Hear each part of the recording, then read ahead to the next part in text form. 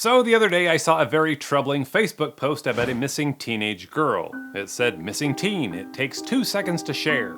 14-year-old Misty Lang has been missing for 48 hours after she left her friend's home. Now, I'm choosing to censor the identity of this girl, and I'll explain why later.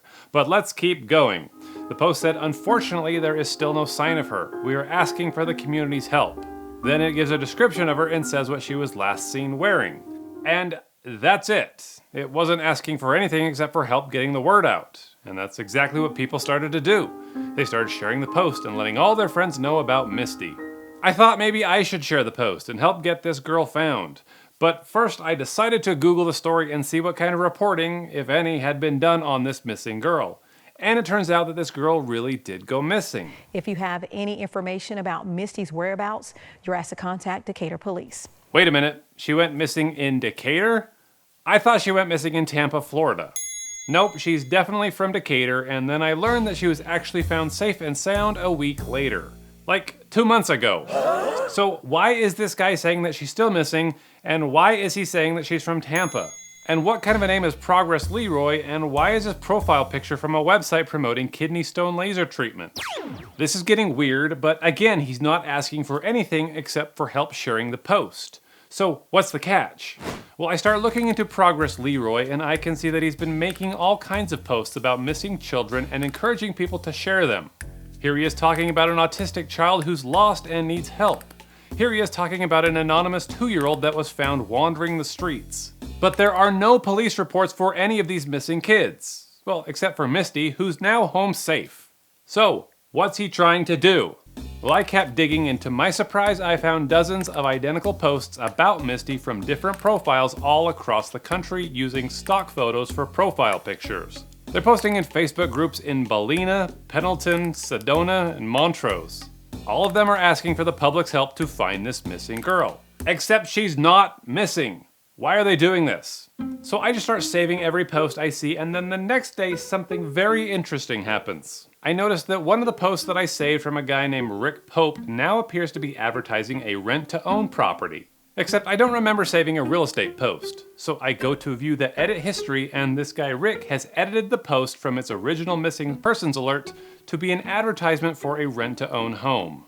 It's got a price that's too good to be true. It claims to be in Provo, Utah, but this home is actually from Birmingham, Alabama, and it's not currently on the market or for rent, despite this sign that they have in the front yard that, now that I look closer, appears to look a little fake.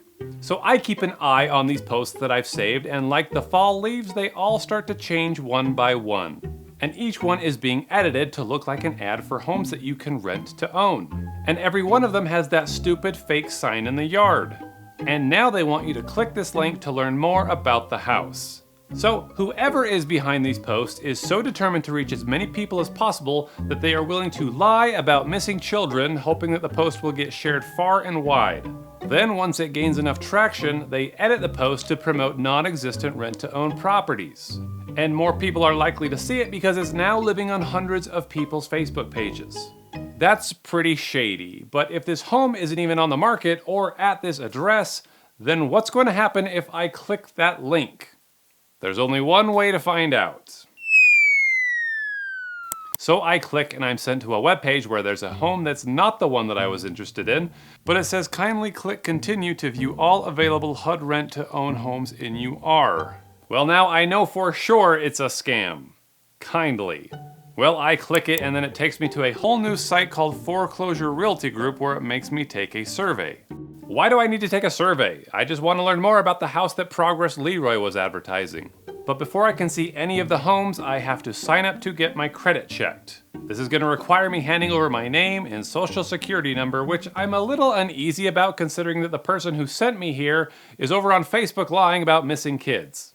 So then I wonder, are all of these posts like this? I go further down the rabbit hole by visiting each one, and they all have these little stand-up sites that are being run by who knows who because they're paying a company named Jewel App Privacy to hide their info. What are they hiding? They all have you click this button that will route you to different websites depending on your IP address. You could end up at Foreclosure Realty Group or foreclosurehomes.com or rentown.com. And they'll look at where you're at in the world and populate a bunch of random homes in your area that you can rent or buy through foreclosure. But are these even real listings? Or have they just been scraped randomly off Google Maps? Whoever's trying to sell this house isn't doing a great job because he just took a picture of the trailer out front. I'd love to actually explore this site, but it's making me either pay a fee or have them run my credit. You know, I'm not feeling that brave. But let's look and see how it's gone for other people who have visited these sites. RentOwnClub.com on Trustpilot has one review from Nick saying this is a fake site that makes listing for houses that are for sale at super low prices, but what they want to do is run your credit application through their site that's stealing your information. Do not give them any of your information.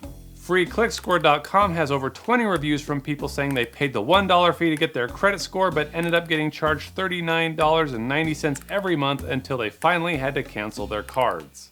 Now, I have not signed up for any of these sites myself, so I can't give you my personal experience using them, but I can tell you the way that I ended up at them, and there's a lot to be concerned about. Someone out there lied about a missing child in order to get a wider reach for their post, which they then edited to promote a link that would redirect you here.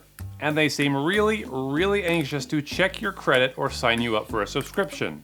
Are they stealing your data? Are they trying to lock you into a subscription? When there's smoke, there's fire. And it's entirely possible that the people running these sites don't know about this. I suppose it's possible that they're unknowingly paying a marketing group for clicks that are being generated through deceptive means. Because you see a lot of this on Facebook where HVAC companies will pay supposed marketing firms to create fake profiles to try to drum up duct cleaning jobs. But hiring a company to go around on Facebook and take advantage of people's sympathy over missing children in order to get more reach is a new kind of low that I didn't expect to find. Even to a guy like me, that's cold. Was this really the best idea these idiots could come up with to generate clicks? You couldn't just run a Facebook ad?